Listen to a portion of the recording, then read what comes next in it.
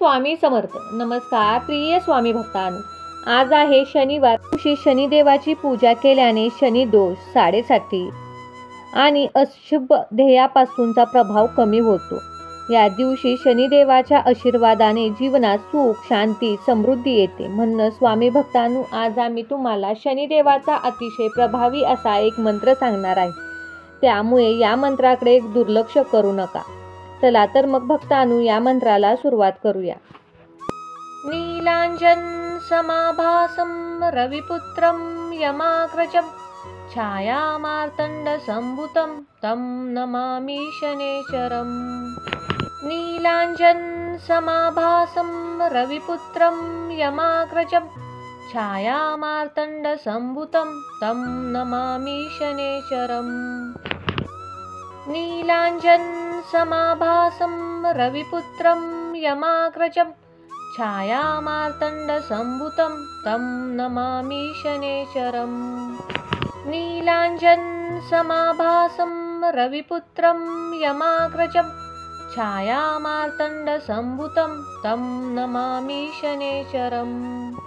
नीलांजन समाभासं रविपुत्रं यमाग्रजं छायामार्तण्ड संभुतं तं नमामि शनेश्वरं.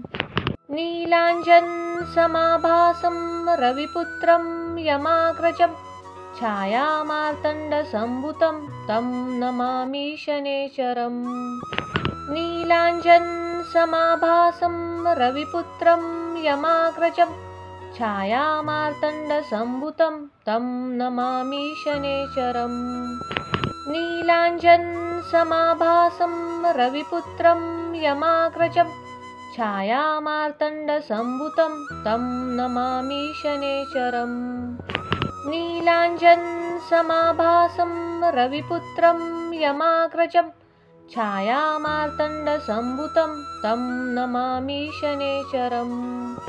नीलांजन समाभासं रविपुत्रं यमाग्रजं छायामार्तण्ड संभुतं तं नमामि शनेश्वरं.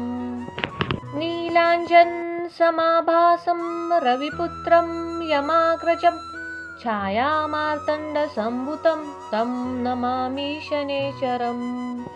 नीलांजन समाभासं रविपुत्रं यमाग्रजं छायामार्तण्ड संभुतं तं नमामि शनेश्वरं. नीलांजन समाभासं रविपुत्रं यमाग्रजं छायामार्तण्ड संभुतं तं नमामि शनेश्वरं. नीलांजन समाभासं रविपुत्रं यमाग्रजं छायामार्तण्ड संभुतं तं नमामि शनेश्वरं. नीलांजन समाभासं रविपुत्रं यमाग्रजं छायामार्तण्ड संभुतं तं नमामि शनेश्वरं. नीलांजन समाभासं रविपुत्रं यमाग्रजं छायामार्तण्ड संभुतं तं नमामि शनेश्वरं. नीलांजन समाभासं रविपुत्रं यमाग्रजं छायामार्तण्ड संभुतं तं नमामि शनेश्वरं. नीलांजन समाभासं रविपुत्रं यमाग्रजं छायामार्तण्ड संभुतं तं नमामि शनेश्वरं.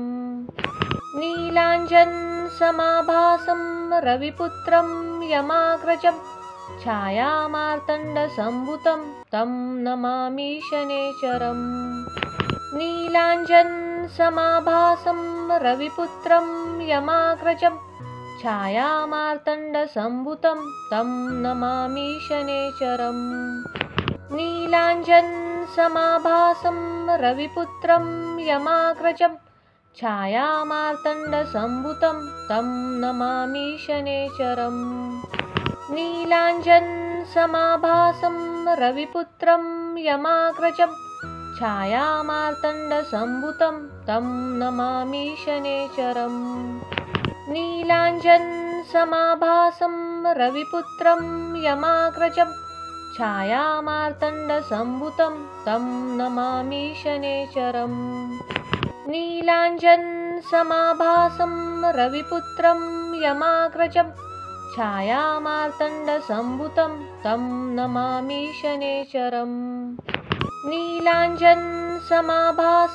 रविपुत्रं यमाग्रजं छायामार्तण्डसम्भुतं तं नमामि शनेश्वरम्। नीलाञ्जनसमाभासं रविपुत्रं यमाग्रजं छायामार्तण्डसम्भुतं तं नमामि शनेश्वरम्। नीलाञ्जनसमाभासं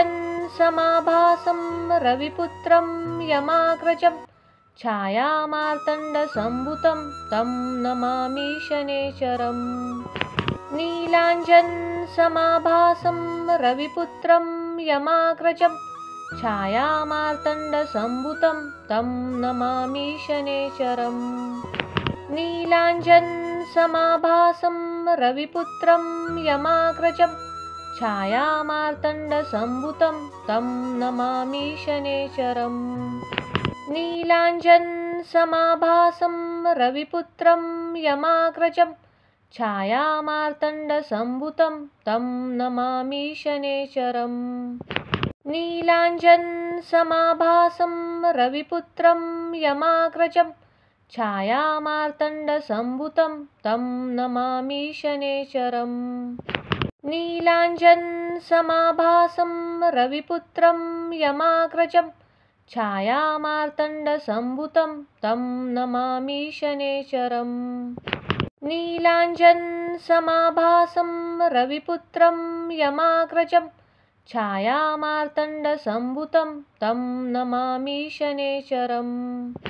नीलाञ्जनसमाभासं रविपुत्रं यमाग्रजं छायामार्तण्डसम्भुतं तं नमामि शनेश्वरम्। नीलाञ्जनसमाभासं रविपुत्रं यमाग्रजं छायामार्तण्डसम्भुतं तं नमामि शनेश्वरम्।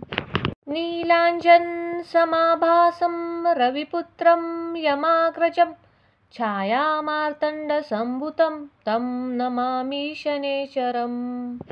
नीलाञ्जनसमाभासं रविपुत्रं यमाग्रजं छायामार्तण्डसम्भुतं तं नमामि शनेश्वरम्। नीलाञ्जनसमाभासं रविपुत्रं यमाग्रजं छायामार्तण्डसम्भुतं तं नमामि शनेश्वरम्। नीलाञ्जनसमाभासं रविपुत्रं यमाग्रजं छायामार्तण्डसम्भुतं तं नमामि शनेश्वरम्। नीलाञ्जनसमाभासं रविपुत्रं यमाग्रजं छायामार्तण्डसम्भुतं तं नमामि शनेश्वरम्। नीलाञ्जनसमाभासं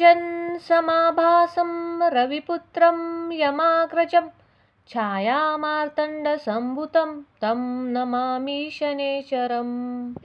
नीलाञ्जनसमाभासं रविपुत्रं यमाग्रजं छायामार्तण्डसम्भुतं तं नमामि शनेश्वरम्। नीलाञ्जनसमाभासं रविपुत्रं यमाग्रजं छायामार्तण्डसम्भुतं तं नमामि शनेश्वरम्। नीलाञ्जनसमाभासं रविपुत्रं यमाग्रजं छायामार्तण्डसम्भुतं तं नमामि शनेश्वरम्। नीलाञ्जनसमाभासं रविपुत्रं यमाग्रजं छायामार्तण्डसम्भुतं तं नमामि शनेश्वरम्। नीलाञ्जनसमाभासं रविपुत्रं यमाग्रजं छायामार्तण्डसम्भुतं तं नमामि शनेश्वरम्। नीलाञ्जनसमाभासं रविपुत्रं यमाग्रजं छायामार्तण्डसम्भुतं तं नमामि शनेश्वरम्। नीलाञ्जनसमाभासं रविपुत्रं यमाग्रजं छायामार्तण्डसम्भुतं तं नमामि शनेश्वरम्। नीलाञ्जनसमाभासं रविपुत्रं यमाग्रजं छायामार्तण्डसम्भुतं तं नमामि शनेश्वरम्। नीलाञ्जनसमाभासं रविपुत्रं यमाग्रजं छायामार्तण्डसम्भुतं तं नमामि शनेश्वरम्। नीलाञ्जनसमाभासं रविपुत्रं यमाग्रजं छायामार्तण्डसम्भुतं तं नमामि शनेश्वरम्। नीलाञ्जनसमाभासं रविपुत्रं यमाग्रजं छायामार्तण्डसम्भुतं तं नमामि शनेश्वरम्। नीलाञ्जनसमाभासं रविपुत्रं यमाग्रजं छायामार्तण्डसम्भुतं तं नमामि शनेश्वरम्। नीलाञ्जनसमाभासं रविपुत्रं यमाग्रजं छायामार्तण्डसम्भुतं तं नमामि शनेश्वरम्। नीलाञ्जनसमाभासं रविपुत्रं यमाग्रजं छायामार्तण्डसम्भुतं तं नमामि शनेश्वरम्। नीलाञ्जनसमाभासं रविपुत्रं यमाग्रजं छायामार्तण्डसम्भुतं तं नमामि शनेश्वरम्। नीलाञ्जनसमाभासं रविपुत्रं यमाग्रजं छायामार्तण्डसम्भुतं तं नमामि शनेश्वरम्। नीलाञ्जनसमाभासं रविपुत्रं यमाग्रजं छायामार्तण्डसम्भुतं तं नमामि शनेश्वरम्। नीलाञ्जनसमाभासं रविपुत्रं यमाग्रजं छायामार्तण्डसम्भुतं तं नमामि शनेश्वरम्। नीलाञ्जनसमाभासं रविपुत्रं यमाग्रजं छायामार्तण्डसम्भुतं तं नमामि शनेश्वरम्। नीलाञ्जनसमाभासं रविपुत्रं यमाग्रजं छायामार्तण्डसम्भुतं तं नमामि शनेश्वरम्। नीलाञ्जनसमाभासं रविपुत्रं यमाग्रजं छायामार्तण्डसम्भुतं तं नमामि शनेश्वरम्। नीलाञ्जनसमाभासं रविपुत्रं यमाग्रजं छायामार्तण्डसम्भुतं तं नमामि शनेश्वरम्। नीलाञ्जनसमाभासं रविपुत्रं यमाग्रजं छायामार्तण्डसम्भुतं तं नमामि शनेश्वरम्। नीलाञ्जनसमाभासं रविपुत्रं यमाग्रजं छायामार्तण्डसम्भुतं तं नमामि शनेश्वरम्। नीलाञ्जनसमाभासं रविपुत्रं यमाग्रजं छायामार्तण्डसम्भुतं तं नमामि शनेश्वरम्। नीलाञ्जनसमाभासं रविपुत्रं यमाग्रजं छायामार्तण्डसम्भुतं तं नमामि शनेश्वरम्। नीलाञ्जनसमाभासं रविपुत्रं यमाग्रजं छायामार्तण्डसम्भुतं तं नमामि शनेश्वरम्। नीलाञ्जनसमाभासं रविपुत्रं यमाग्रजं छायामार्तण्डसम्भुतं तं नमामि शनेश्वरम्। नीलाञ्जनसमाभासं रविपुत्रं यमाग्रजं छायामार्तण्डसम्भुतं तं नमामि शनेश्वरम्। नीलाञ्जनसमाभासं रविपुत्रं यमाग्रजं छायामार्तण्डसम्भुतं तं नमामि शनेश्वरम्। नीलाञ्जनसमाभासं रविपुत्रं यमाग्रजं छायामार्तण्डसम्भुतं तं नमामि शनेश्वरम्। नीलाञ्जनसमाभासं रविपुत्रं यमाग्रजं छायामार्तण्डसम्भुतं तं नमामि शनेश्वरम्। नीलाञ्जनसमाभासं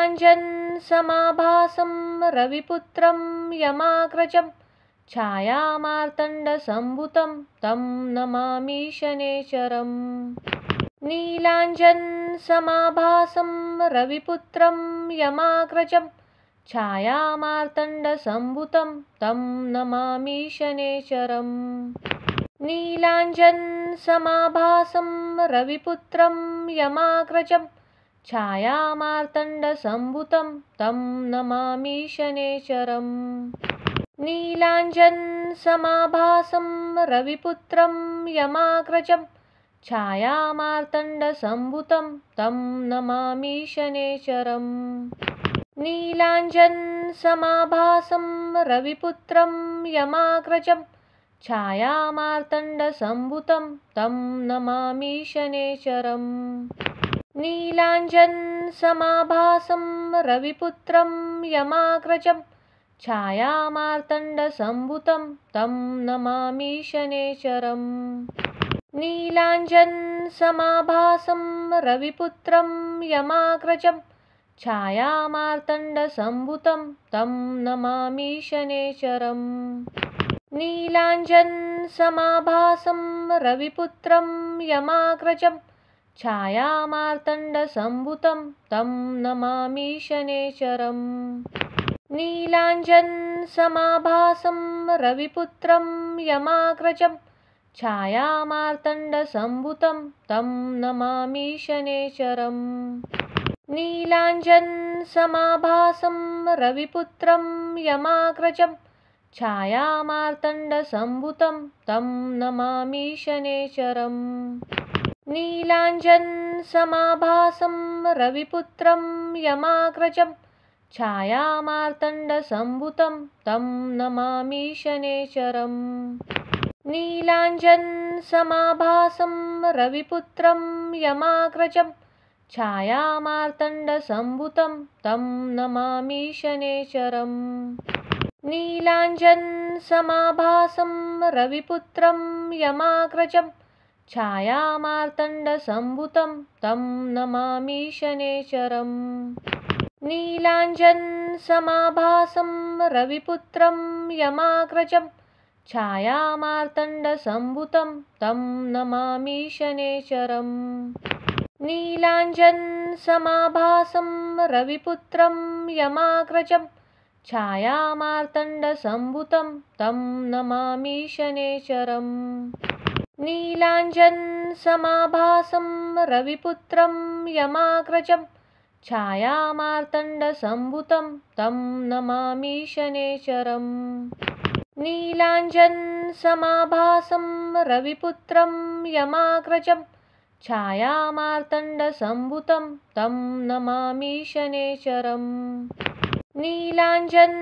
नीलाञ्जनसमाभासं रविपुत्रं यमाग्रजं छायामार्तण्डसम्भुतं तं नमामि शनैश्चरम्।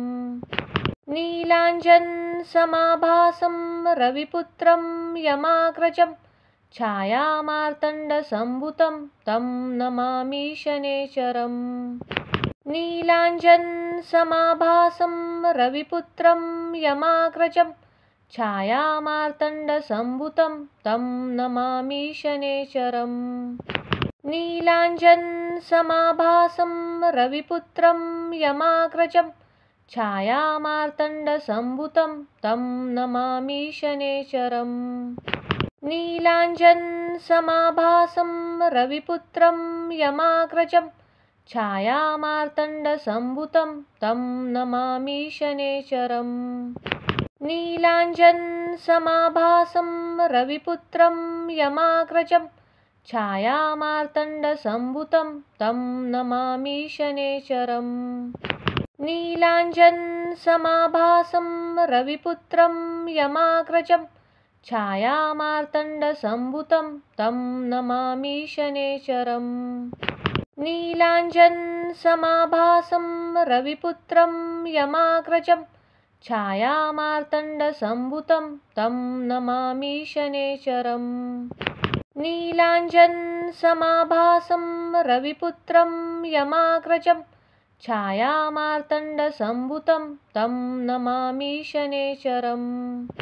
नीलाञ्जनसमाभासं रविपुत्रं यमाग्रजं छायामार्तण्डसम्भुतं तं नमामि शनैश्चरम्। नीलाञ्जनसमाभासं रविपुत्रं यमाग्रजं छायामार्तण्डसम्भुतं तं नमामि शनेश्वरम्। नीलाञ्जनसमाभासं रविपुत्रं यमाग्रजं छायामार्तण्डसम्भुतं तं नमामि शनेश्वरम्। नीलाञ्जनसमाभासं रविपुत्रं यमाग्रजं छायामार्तण्डसम्भुतं तं नमामि शनेश्वरम्। नीलाञ्जनसमाभासं रविपुत्रं यमाग्रजं छायामार्तण्डसम्भुतं तं नमामि शनेश्वरम्। नीलाञ्जनसमाभासं रविपुत्रं यमाग्रजं छायामार्तण्डसम्भुतं तं नमामि शनेश्वरम्। नीलाञ्जनसमाभासं रविपुत्रं यमाग्रजं छायामार्तण्डसम्भुतं तं नमामि शनेश्वरम्। नीलाञ्जनसमाभासं रविपुत्रं यमाग्रजं छायामार्तण्डसम्भुतं तं नमामि शनेश्वरम्। नीलाञ्जनसमाभासं रविपुत्रं यमाग्रजं छायामार्तण्डसम्भुतं तं नमामि शनेश्वरम्। नीलाञ्जनसमाभासं रविपुत्रं यमाग्रजं छायामार्तण्डसम्भुतं तं नमामि शनेश्वरम्। नीलाञ्जनसमाभासं रविपुत्रं यमाग्रजं छायामार्तण्डसम्भुतं तं नमामि शनेश्वरम्। नीलाञ्जनसमाभासं रविपुत्रं यमाग्रजं छायामार्तण्डसम्भुतं तं नमामि शनेश्वरम्। नीलाञ्जनसमाभासं रविपुत्रं यमाग्रजं छायामार्तण्डसम्भुतं तं नमामि शनेश्वरम्। नीलाञ्जनसमाभासं रविपुत्रं यमाग्रजं छायामार्तण्डसम्भुतं तं नमामि शनेश्वरम्। नीलाञ्जनसमाभासं रविपुत्रं यमाग्रजं छायामार्तण्डसम्भुतं तं नमामि शनेश्वरम्। नीलाञ्जनसमाभासं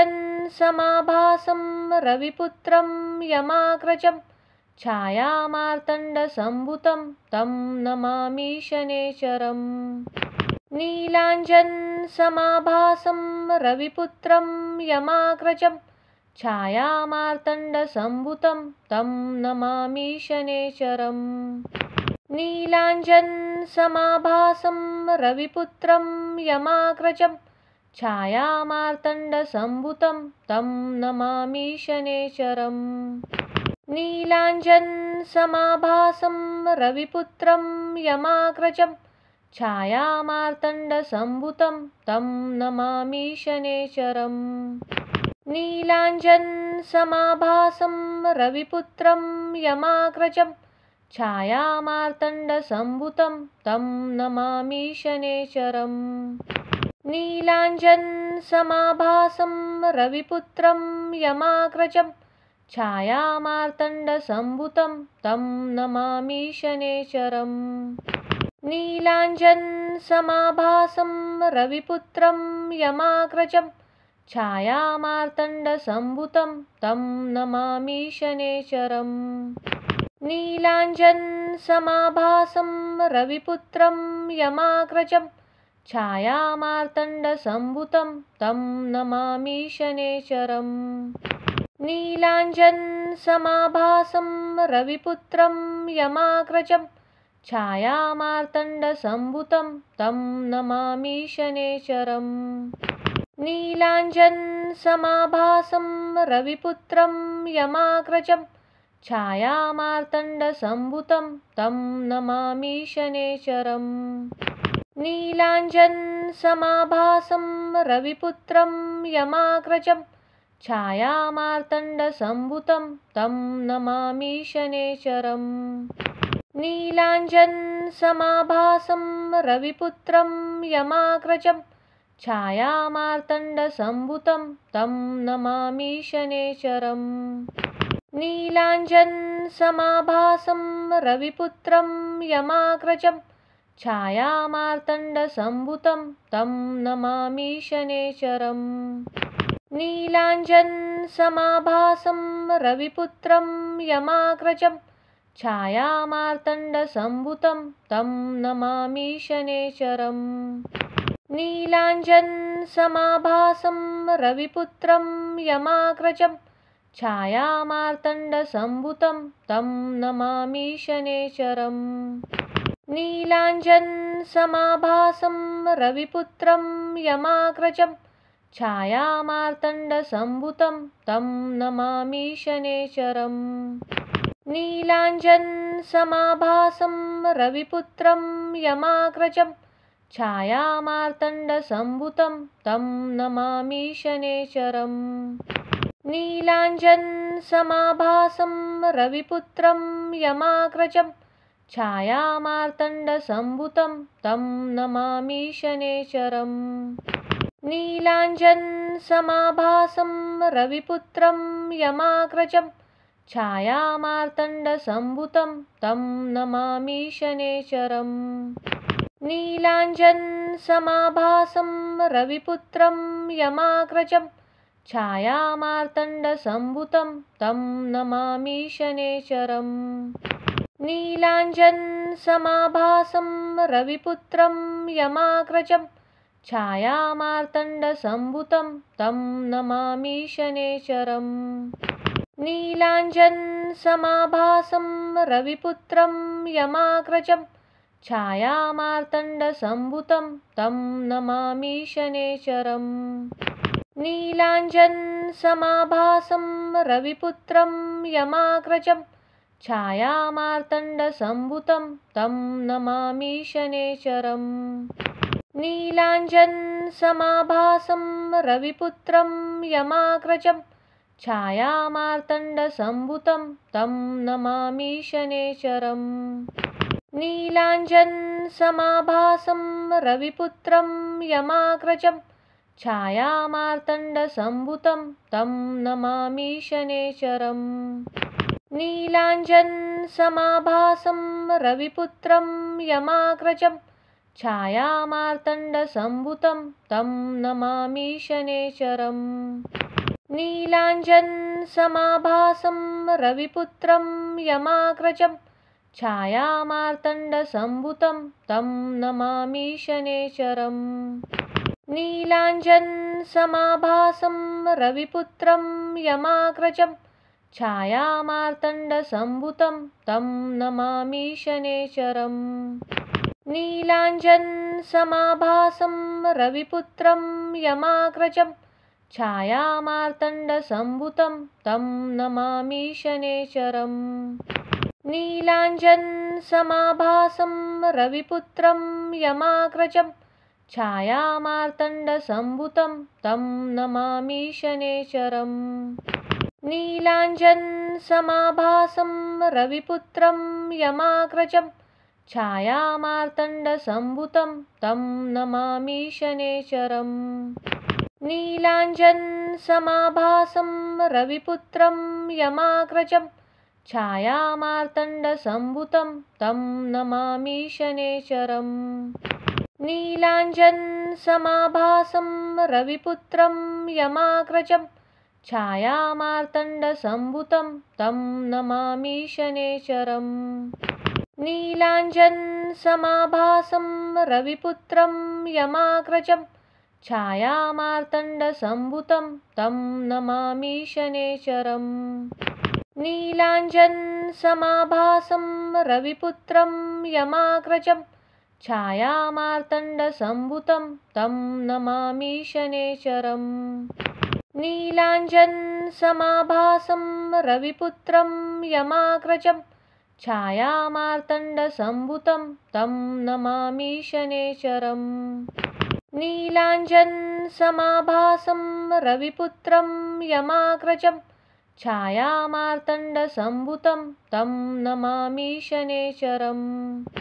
नीलाञ्जनसमाभासं रविपुत्रं यमाग्रजं छायामार्तण्डसम्भुतं तं नमामि शनैश्चरम्। नीलाञ्जनसमाभासं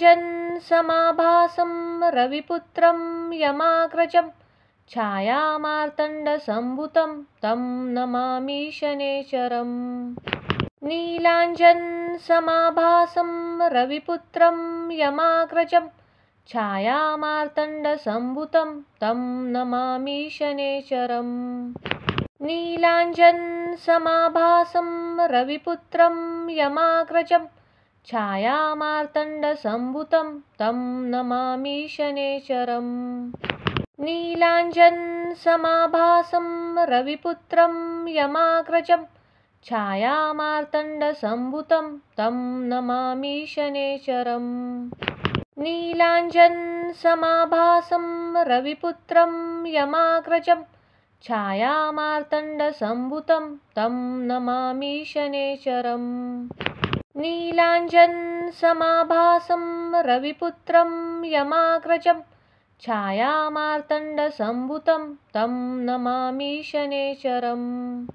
नीलाञ्जनसमाभासं रविपुत्रं यमाग्रजं छायामार्तण्डसम्भुतं तं नमामि शनैश्चरम्। नीलाञ्जनसमाभासं रविपुत्रं यमाग्रजं छायामार्तण्डसम्भुतं तं नमामि शनैश्चरम्। नीलाञ्जनसमाभासं रविपुत्रं यमाग्रजं छायामार्तण्डसम्भुतं तं नमामि शनैश्चरम्। नीलाञ्जनसमाभासं रविपुत्रं यमाग्रजं छायामार्तण्डसम्भुतं तं नमामि शनैश्चरम्। नीलाञ्जनसमाभासं रविपुत्रं यमाग्रजं छायामार्तण्डसम्भुतं तं नमामि शनैश्चरम्। नीलाञ्जनसमाभासं रविपुत्रं यमाग्रजं छायामार्तण्डसम्भुतं तं नमामि शनैश्चरम्। नीलाञ्जनसमाभासं रविपुत्रं यमाग्रजं छायामार्तण्डसम्भुतं तं नमामि शनैश्चरम्। नीलाञ्जनसमाभासं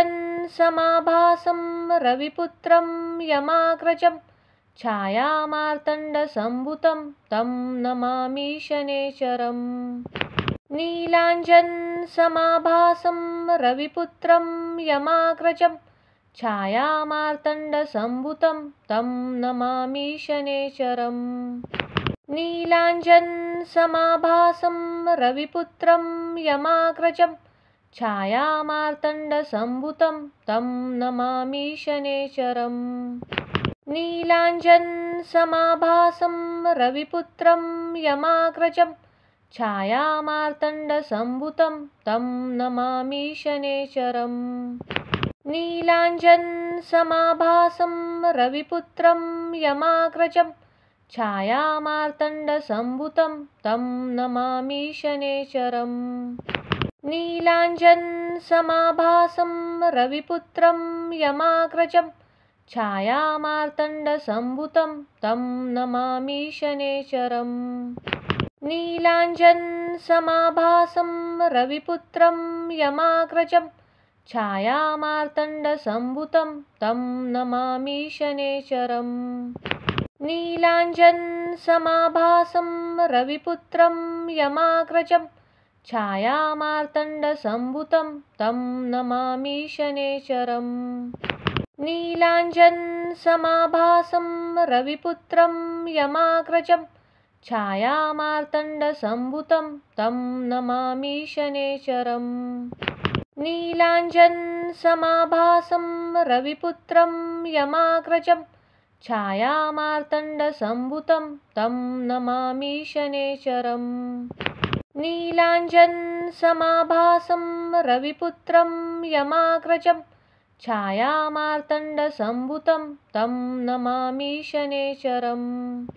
नीलाञ्जनसमाभासं रविपुत्रं यमाग्रजं छायामार्तण्डसम्भुतं तं नमामि शनैश्वरम्।